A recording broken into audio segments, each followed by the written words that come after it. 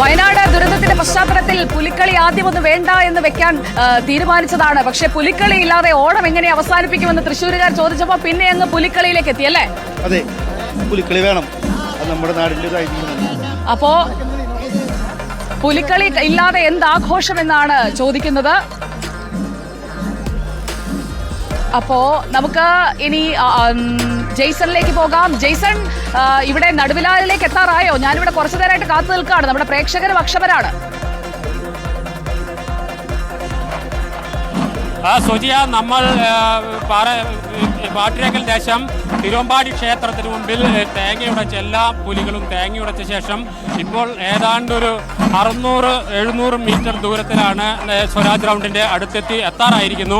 അവിടെ നിന്ന് സ്വരാജ് റൗണ്ട് വലം വെച്ചിട്ടാണ് നമ്മൾ ഇവിടേക്ക് വരിക, അതായത് നടുവിലാലിലേക്ക് വരിക. സ്വരാജ് റൗണ്ടിലേക്ക് കടക്കുമ്പോൾ തന്നെ നായ്ക്കനാൽ വെച്ച് ഇതിൻ്റെ ഫ്ലാഗ് ഓഫ് കർമ്മം നടക്കും. ജില്ലാ ഭരണാധികാരികളും മന്ത്രിമാരും അതുപോലെ തന്നെ തൃശ്ശൂർ കോർപ്പറേഷൻ്റെ അധികാരികളെല്ലാം ചേർന്നാണ് ഫ്ലാഗ് ഓഫ് നടക്കുക. അതിനുശേഷം സ്വരാജ് റൗണ്ടിലേക്ക് കടക്കുക. സ്വരാജ് റൗണ്ടിലേക്ക് കടക്കുന്നതോടെ ഇപ്പോൾ വരുന്ന ഈ പുലിയുടെ രൂപഭാവം മാറും. വലിയ ആവേശവും ഇപ്പോൾ ചെറിയ വഴികളാണ്. അതുകൊണ്ട് തന്നെ അവർക്ക് നിറഞ്ഞാടുന്നതിനുള്ള ഒരു ചെറിയ പരിമിതികളുണ്ട്. ആ പരിമിതികളെല്ലാം മറികടന്ന് ഇപ്പോൾ എനിക്ക് പുറകിൽ കാണുന്ന ഈ പുലിക്കൂട്ടം ആർത്ത് ഉല്ലസിച്ചുകൊണ്ട് ആർത്ത് തിമിർക്കുമെന്ന് നമുക്ക് പറയാൻ കഴിയും. അത്രയേറെ ആവേശത്തോടു കൂടിയാണ് കഴിഞ്ഞ ദിവസങ്ങളിലെല്ലാം തന്നെ ഈ പുലി സംഘങ്ങൾ ഒന്നൊന്നായി വലിയ ഒരുക്കങ്ങളിലായിരുന്നു. കുട്ടിപ്പുലി മുതൽ 4 വയസ്സുകാരൻ പുലി മുതൽ വൃദ്ധരായ പുലികൾ വരെയുണ്ട്. ഇതിൽ അത്തരത്തിൽ വളരെ സജീവമായ ഒരു പുലികളി സംഘമാണ് ഇപ്പോൾ സ്വരാജ് റൗണ്ടിലേക്ക് അടുത്തുകൊണ്ടിരിക്കുന്നത്. പുറകിൽ നിശ്ചല ദൃശ്യങ്ങളുണ്ട്.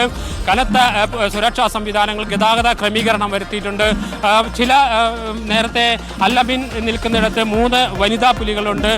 മറ്റൊരു ശങ്കരംകുളങ്ങര ദേശത്ത് 4 വയസ്സുകാരൻ പുലിയുണ്ട്. ഇത്തരത്തിൽ പുലികളുടെ കാര്യത്തിൽ തന്നെ വളരെ വൈവിധ്യം നിറഞ്ഞ ഒരു പുലികളി സംഘങ്ങളാണ് ഇത്തവണ രംഗത്തുള്ളത്. കഴിഞ്ഞ തവണ 4 പേർ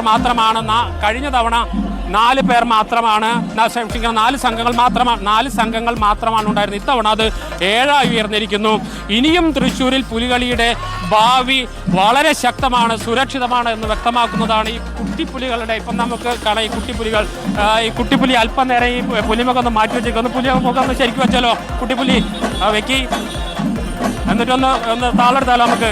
അവിടെ ഇത് എവിടെ പഠിച്ച താളം കണ്ടുപഠിച്ചാണോ?